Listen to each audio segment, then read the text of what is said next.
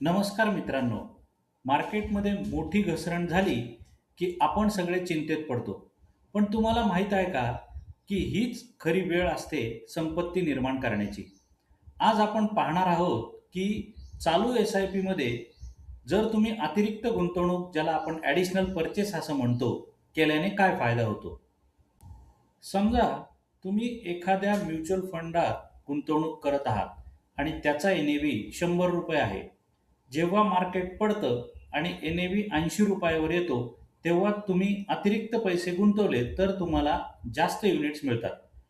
यामुळे तुमची सरासरी खरेदी किंमत, ज्याला आपण ॲव्हरेज पर्चेस प्राईस देखील म्हणतो, ही कमी होते आणि जेव्हा मार्केट पुन्हा वर जातं, तेव्हा तुमच्या पोर्टफोलिओची वाढ खूप वेगाने होते. चला एका उदाहरण पाहूया. जर तुम्ही दरमहा ₹10,000 एस-आय-पी 15 वर्षासाठी केली, तर 12% परताव्याने तुम्हाला सुमारे ₹50,00,000 मिळतील. पण जर तुम्ही दरवर्षी मार्केट पडल्यावर फक्त ₹20,000 अतिरिक्त गुंतवणूक केली, तर तुमची एकूण रक्कम ₹59,00,000 होऊ शकते.